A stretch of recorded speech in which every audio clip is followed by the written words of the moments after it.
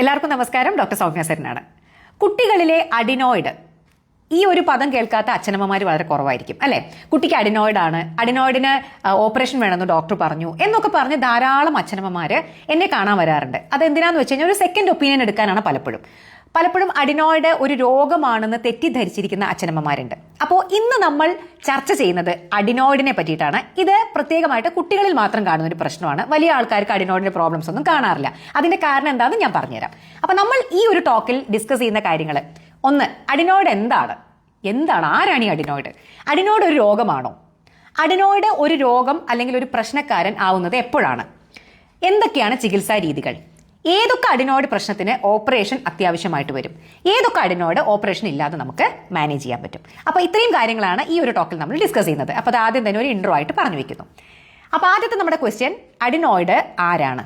നോക്കൂ, നമ്മുടെ ശരീരത്തിൽ ധാരാളം ഗ്രന്ഥികളുണ്ട് അല്ലെ. ടോൺസിൽ ഒരു ഗ്രന്ഥിയാണ്. അതുപോലെ തന്നെ നമ്മുടെ ഈ ഒരു ഭാഗത്ത്, നമ്മുടെ മൂക്കിന്റെ ഈ ഒരു പിൻഭാഗത്തായിട്ട് ടോൺസിൽ, നമ്മുടെ തൊണ്ടയുടെ ഭാഗത്താണ് നമുക്കൊക്കെ അറിയാം. നമുക്ക് എല്ലാവർക്കും ടോൺസിലുണ്ട്. ടോൺസിൽ എപ്പോഴാണ് പ്രശ്നക്കാരനാവുന്നത്? അത് ഇൻഫെക്റ്റഡ് ആയിട്ട് വലുതായിട്ട് പഴുക്കുമ്പോൾ, ടോൺസിലൈറ്റിസ് ആവുമ്പോൾ. അത് നമുക്ക് വലിയ ആൾക്കാർക്കും ചെറിയ കുട്ടികൾക്കും ഒക്കെ വരാറുണ്ട്. പക്ഷേ അഡിനോയിഡ് ചെറിയ കുട്ടികൾക്ക് മാത്രമേ വരാറുള്ളൂ. അഡിനോയിഡും ടോൺസിലിനെ പോലെ ഒരു ഗ്രന്ഥിയാണ്. നമ്മൾ ജനിക്കുമ്പോൾ തന്നെ നമ്മുടെ തൊണ്ടയുടെ ഈ മൂക്കിന്റെ പിൻഭാഗത്ത്, അത് ഞാൻ അതിൻ്റെ ഒരു ഫോട്ടോ കാണിച്ചു തരാം. അപ്പം നിങ്ങൾക്ക് കറക്റ്റായിട്ട് അഡിനോയിഡ് എവിടെയാണ് സ്ഥിതി ചെയ്യുന്നത് എന്ന് കൃത്യമായിട്ട് മനസ്സിലാവും. ഈ ഒരു ഫോട്ടോ നിങ്ങൾ എല്ലാവരും കാണുന്നുണ്ടെന്ന് വിശ്വസിക്കുന്നു. നോക്കൂ, ഇതില് ആദ്യം കാണിച്ചിരിക്കുന്നത്, ഈ ഫോട്ടോയിൽ കാണിച്ചിരിക്കുന്നത് ഈ കുഞ്ഞു സാധനമാണ് അഡിനോയിഡ്. കണ്ടോ? നമ്മുടെ മൂക്കിന്റെ എന്താ പറയുക, ഓട്ടയാണ് ഇവിടെ. ഇത് കൂടെ നമ്മുടെ ശ്വാസം ഇങ്ങനെ മുള്ളിലേക്ക് പോകുന്നു. ഇവിടെയായിട്ട് ഒരു കുഞ്ഞി സംഭവം കാണുന്നുണ്ടോ, റെഡ് കളറില്? അപ്പോൾ നമ്മുടെ ഈ പാലറ്റ്, നമ്മുടെ അണ്ണാക്ക എന്നൊക്കെ പറയില്ലേ, ഈ അണ്ണാക്കിന്റെ പുറകിലായിട്ട് ഇങ്ങനെ ഒരു കുഞ്ഞി ഗ്രന്ഥിയുണ്ട്. അതാണ് അഡിനോയിഡ്. അപ്പൊ ഇവിടെയാണ് അഡിനോയിഡ് സ്ഥിതി ചെയ്യുന്നത്. നമ്മുടെ ടോൺസിൽ ഈ ഭാഗത്തായിട്ടാണ്, നമ്മുടെ അറിയാലോ, ഈ തൊണ്ടയുടെ ഈ ഭാഗത്തായിട്ടാണ്, താഴെയായിട്ടാണ് ടോൺസിൽ. അപ്പൊ ഇതാണ് അഡിനോയിഡ്. ഇത് ജനിക്കുമ്പോൾ തന്നെ നമുക്ക് എല്ലാവർക്കും ഉള്ളതാണ്. എന്നാൽ അഡിനോയിഡിന് വലിപ്പം വെക്കുന്ന ഒരു പ്രായമുണ്ട്. ഒരു 3 വയസ്സ്, 2.5-3 വയസ്സൊക്കെ കഴിയുമ്പോൾ അഡിനോയിഡിന്റെ വലിപ്പം പതുക്കെ, ഇപ്പൊ നിങ്ങൾ ഈ കാണുന്ന പോലെയല്ല. നോക്കൂ, അഡിനോയിഡ് വലുതായിട്ട് ഇതുപോലെയാവും. ഇതിന്റെ വലിപ്പം കൂടി വരും. ഇങ്ങനെയുള്ള കുഞ്ഞു സാധനം ഇങ്ങനെ വലുതായി വീർത്തു വരും. ഓക്കെ, അതൊരു നോർമൽ ഫിനോമിനനാണ്. അതൊരു രോഗമല്ല. എല്ലാ കുട്ടികൾക്കും ആ ഒരു സമയത്ത്, ഒരു 3 വയസ്സ് കഴിഞ്ഞാൽ ഒരു 6-7 വയസ്സ് വരെ ആ ഒരു അഡിനോയിഡ് വലുതായി വരും. അതിന് അഡിനോയിഡ് ഹൈപ്പർട്രോഫി എന്ന് പറയും. അത് കഴിഞ്ഞാലോ ഒരു 8 വയസ്സൊക്കെ കഴിയുമ്പോൾ അത് പതുക്കെ ചെറുതായി ചുരുങ്ങി ഒരു 10-12 വയസ്സാവുമ്പോൾ അഡിനോയിഡ് അങ്ങ് കുഞ്ഞിതാവും. ഇപ്പൊ നമ്മൾ കണ്ട പോലെ തന്നെ കുഞ്ഞിതായിട്ട് മാറും. പിന്നെ അതിനെ കൊണ്ട് പ്രശ്നങ്ങൾ ഉണ്ടാവില്ല. അതുകൊണ്ടാണ് ഞാൻ പറഞ്ഞത് അഡിനോയിഡിന്റെ പ്രശ്നങ്ങൾ എപ്പോഴും വരുന്നത് എപ്പോഴാണ്? ഈ ഒരു 3 വയസ്സിനും ഒരു 8-9 വയസ്സിനും ഇടയിലാണ്.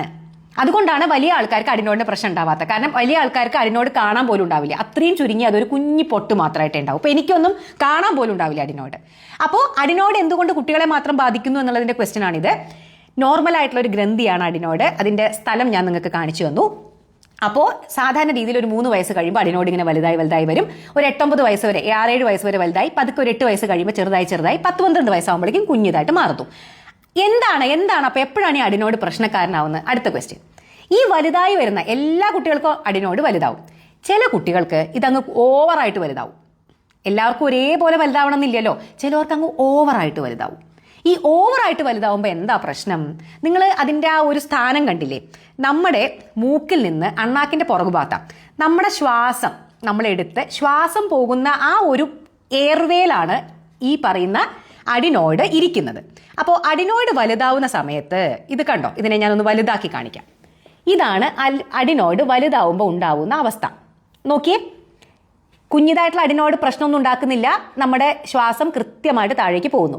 എന്നാൽ നമ്മുടെ ശ്വാസം പോകുന്ന വഴിയെ കംപ്ലീറ്റ് ആയിട്ട് ബ്ലോക്ക് ചെയ്യാനുള്ള സാധ്യത ഇത് അഡിനോയിഡ് വലുതാവുമ്പോൾ ഉണ്ട്. കണ്ടോ, ഈ അഡിനോയിഡ് നോക്കിയേ, മുമ്പുണ്ടായിരുന്ന ഇത്രയും ഉണ്ടായിരുന്ന സ്ഥലത്തിനെ ഏകദേശം എത്രയാക്കി? ഒരു 10%, അതായത് ഒരു 80%, 90% ഒബ്സ്ട്രക്ട് ചെയ്തു അല്ലേ? അതായത് മൂക്കിൽ നിന്ന് ആ ശ്വാസം പോകുന്ന വഴിയിൽ അത് ഒബ്സ്ട്രക്ട് ചെയ്തു. അതാണ് അഡിനോയിഡിന്റെ പ്രശ്നം. അപ്പൊ നിങ്ങൾക്ക് മനസ്സിലായല്ലോ എന്താണ് അഡിനോയിഡ് ഉണ്ടാക്കുന്ന പ്രശ്നം എന്ന് മനസ്സിലായല്ലോ. നമ്മുടെ മൂക്കിൽ കൂടെ നമ്മൾ വലിക്കുന്ന ശ്വാസം പ്രോപ്പറായിട്ട് പോകാൻ പറ്റില്ല. അതിന് തടസ്സം ഉണ്ടാക്കുന്നു. അപ്പൊ എത്രത്തോളം വലുതാവുന്നോ അത്രത്തോളം പ്രശ്നം ഉണ്ടാവും. അപ്പോൾ എന്താണ് സ്വാഭാവികമായിട്ടും, ഇനി നിങ്ങൾക്ക് തന്നെ പറയാൻ പറ്റും എന്തൊക്കെ ആയിരിക്കും സ്വാഭാവികമായിട്ട് ഉണ്ടാവുന്ന പ്രശ്നങ്ങൾ.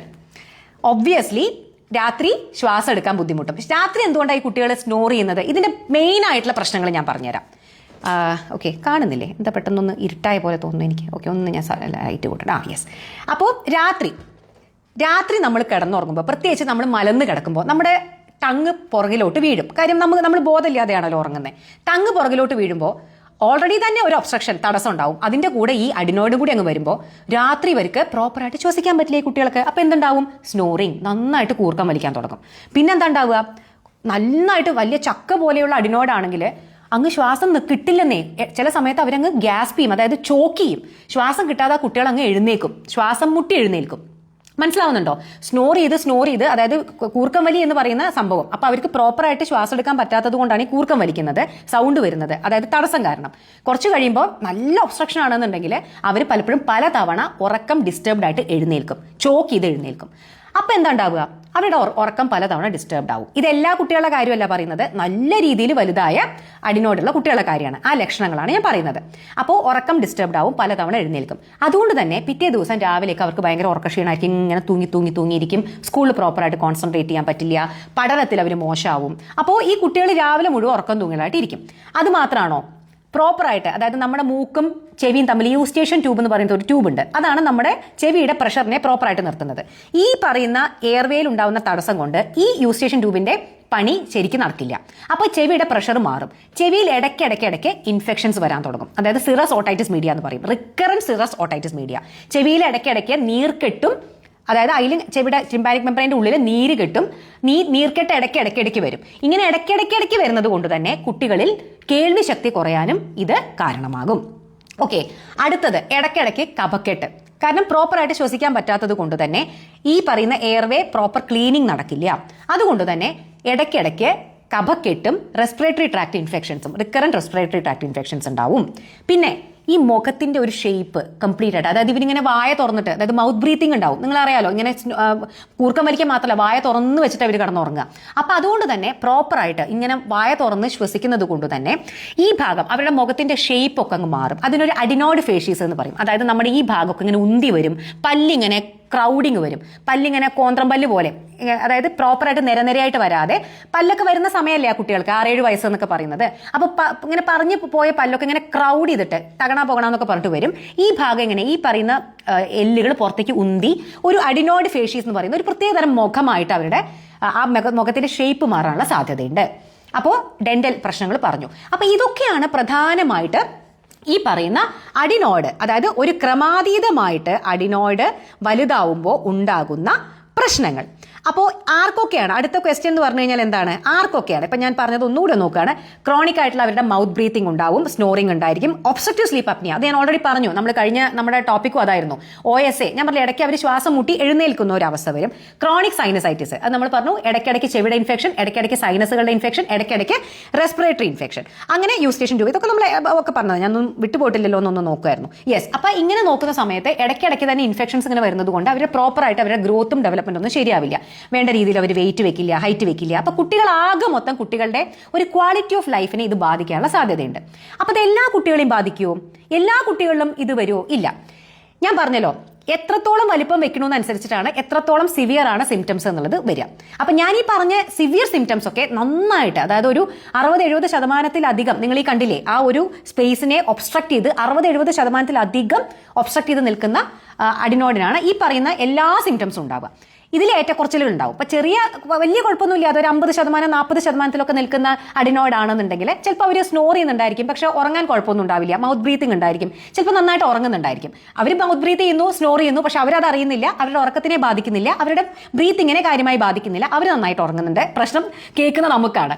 പിന്നെ ചെവിയിൽ പ്രശ്നങ്ങളൊന്നുമില്ല, റെസ്പിറേറ്ററി ഇൻഫെക്ഷൻസ് ഒന്നുമില്ല. അപ്പോൾ വലിയ പ്രശ്നങ്ങളില്ലാതെ പോകുന്ന കുട്ടികളും ഉണ്ട് അഡിനോയിഡ് കൊണ്ട്. എന്നാൽ അത് വളരെ മോശമായിട്ട് ക്വാളിറ്റി ഓഫ് ലൈഫിനെ ബാധിക്കുന്ന കുട്ടികളുണ്ട്. അപ്പോൾ അടുത്തത്, ഏതൊക്കെ കുട്ടികൾക്കാണ് ഓപ്പറേഷൻ? ഇപ്പൊ തന്നെ നിങ്ങൾക്ക് ഉത്തരം വളരെ സ്പഷ്ടമാണ് അല്ലേ? കുട്ടികളുടെ ഈ പറയുന്ന സിംറ്റംസിന്റെ സിവിയറിറ്റി നോക്കിയിട്ടാണ് അവർക്ക് ഏത് ട്രീറ്റ്മെന്റ് ആണെന്ന് പറയാം. വലിയ കുഴപ്പമൊന്നുമില്ലാത്ത അധിക പ്രശ്നങ്ങളില്ലാത്ത കുട്ടികളാണെങ്കിൽ നമുക്ക് നേസൽ സ്പ്രേ, സ്റ്റിറോയിഡ് നേസൽ സ്പ്രേയും ആന്റിഹിസ്റ്റമിൻ, നമ്മൾ വായ കൂടെ കൊടുക്കുന്ന സിറപ്പുകളായിട്ടുള്ള ആന്റിഹിസ്റ്റമിൻ മരുന്നുകളും 3 മുതൽ 6 മാസം വരെ നമുക്ക് കൊടുത്തു നോക്കാം. അപ്പോൾ ആക്ച്വലി അങ്ങനെയുള്ള കുട്ടികളിൽ നല്ല രീതിയിലൊരു ഡിഫറൻസ് നമുക്ക് കാണാറുണ്ട്. പലപ്പോഴും നമുക്ക് അത് കഴിഞ്ഞാൽ മരുന്ന് നിർത്താനും പറ്റാറുണ്ട്. എപ്പോഴും കണ്ടിന്യൂസ് ആയിട്ട് കൊടുക്കേണ്ടി വരാറില്ല. അപ്പോൾ കുഞ്ഞു സിംറ്റംസ്, വലിയ മൈൽഡ് ടു മോഡറേറ്റ് സിംറ്റംസ് ഒക്കെ ആണെങ്കിൽ അത് ഈ പറയുന്ന വായ കൂടെ കൊടുക്കുന്ന മരുന്നുകളിലും മൂക്കിൽ കൂടെ അടിക്കുന്ന സ്പ്രേകളിലും നിൽക്കാറുണ്ട്. എന്നാൽ സിവിയർ സിംറ്റംസ് ഞാൻ ഈ പറഞ്ഞ പോലെ ഇടയ്ക്കിടയ്ക്ക് കേൾവി ശക്തി അഫക്റ്റഡ് ആയിരിക്കുക, ഇടയ്ക്കിടയ്ക്ക് ചെവിയിൽ ഇൻഫെക്ഷൻസ് വരിക, ഇടയ്ക്കിടയ്ക്ക് സൈനസൈറ്റിസ്, ഇടയ്ക്കിടയ്ക്ക് കഫക്കെട്ട്, മൗത്ത് ബ്രീത്തിങ്, സ്നോറിങ്, രാത്രി സ്ലീപ്പ് അപ്നിയ, അവർ ശ്വാസം മുട്ടി എഴുന്നേൽക്കുന്നു, രാവിലെ ഒന്നും അവർക്ക് പഠനത്തിൽ കോൺസെൻട്രേറ്റ് ചെയ്യാൻ പറ്റുന്നില്ല, ഇങ്ങനെ തൂങ്ങിയിരിക്കുന്നു, അങ്ങനെയുള്ള എല്ലാ പ്രശ്നങ്ങളും ഉള്ള കുട്ടികൾക്കാണെങ്കിൽ പിന്നെ നമ്മൾ ഈ പറയുന്ന സ്പ്രേ അടിച്ചിരുന്നിട്ട് കാര്യമില്ല, അഡിനോയിഡ് എടുത്ത് കളയേണ്ടതായിട്ട് വരും. അതിനാണ് അഡിനോയിഡക്ടമി എന്ന് പറയുന്നത്.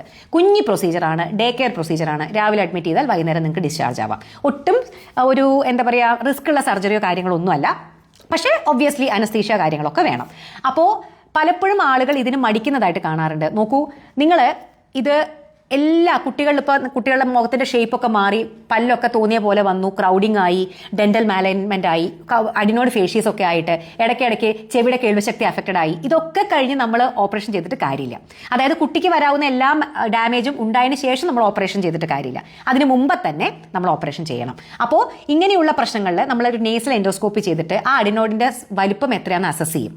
അപ്പോൾ അവർക്ക് ഏകദേശം ENT ഡോക്ടർമാരാണ് അത് ചെയ്യുക. അപ്പോൾ ENT ഡോക്ടർമാർക്ക് മനസ്സിലാവും ഇത് ഇത്രത്തോളം എത്ര ശതമാനം അത് ഒബ്സ്ട്രക്ട് ചെയ്യുന്നുണ്ടെന്ന്. അപ്പോൾ ഞാൻ ഈ പറഞ്ഞ പോലെ 80% ഒക്കെ ഒബ്സ്ട്രക്ട് ചെയ്യുന്നു, 90% ഒക്കെ ഒബ്സ്ട്രക്ട് ചെയ്യുന്നു പറഞ്ഞാൽ പിന്നെ നമ്മൾ വെച്ചിരുന്നിട്ട് കാര്യമില്ല അല്ലേ. അപ്പോൾ അങ്ങനെയുള്ള കുട്ടികളിൽ എത്രയും വേഗം ഓപ്പറേഷൻ ചെയ്യുന്ന തന്നെയാണ് നല്ലത്. അല്ലെങ്കിൽ അവർക്ക് ഈ പറയുന്ന പോലെ ചെവിയുടെയൊക്കെ കേൾവിശക്തി കുറഞ്ഞു കഴിഞ്ഞാലത്തെ അവസ്ഥ ആലോചിച്ച് നോക്കൂ. പിന്നെ നമുക്ക് പലപ്പോഴും അത് ബുദ്ധിമുട്ടാവും, പിന്നെ കുറേ കാലത്തെ ട്രീറ്റ്മെന്റ് വേണ്ടി വരും. അപ്പോൾ അതുകൊണ്ട് ഒരിക്കലും അഡിനോയിഡിന്റെ സർജറിയെ നമ്മൾ ഭയപ്പെടേണ്ട ആവശ്യമൊന്നുമില്ല. അത്യാവശ്യമുള്ള കുട്ടികളിൽ അത് ചെയ്യേണ്ടത് തന്നെയാണ്. പക്ഷേ എല്ലാ കുട്ടികളിലും ചെയ്യണോ ചോദിച്ചാൽ ഇതാണ് അതിന്റെ ഉത്തരം. അത് നിങ്ങളുടെ കുട്ടിക്ക് എന്തൊക്കെ ബുദ്ധിമുട്ടുണ്ട് എന്നുള്ളതിനെ അനുസരിച്ചാണ്. പിന്നെ നേസൽ എൻഡോസ്കോപ്പി ചെയ്ത് നോക്കി ആ അഡിനോയിഡിന്റെ വലിപ്പത്തിന്റെ കൂടി ഇതെല്ലാം കൂടി നോക്കിയതിന് ശേഷം ചിലപ്പോൾ നമ്മൾ എക്സ്റേ എടുത്ത് നോക്കിയാലും നമുക്ക് മനസ്സിലാവാറുണ്ട്. എക്സ്റേ എൻഡോസ്കോപ്പി ഒക്കെ ചെയ്ത് കുട്ടിയുടെ സിംറ്റംസ് പ്ലസ് ആ ഒരു അഡിനോയിഡിന്റെ വലിപ്പം ഇത് രണ്ടും കൂടി താരതമ്യപ്പെടുത്തിയിട്ടാണ് ഈ കുട്ടിക്ക് നേസൽ സ്പ്രേ മതിയോ ഓറൽ സിറപ്പ് മതിയോ അതോ ഓപ്പറേഷൻ വേണോ എന്നൊക്കെ ഡോക്ടർമാർ തീരുമാനിക്കുന്നത് കേട്ടോ. അപ്പോൾ ഇതാണ് അഡിനോയിഡിനെ പറ്റിയിട്ട് കുറേ പേര് ചോദിക്കുന്ന ഒരു സംശയം ആയതുകൊണ്ടാണ് ഇന്ന് ഈ ഒരു ടോപ്പിക് എടുത്തത്. എല്ലാ അച്ഛനമ്മമാരിലേക്കൊന്ന് എത്തിക്കൂ. ബൈ.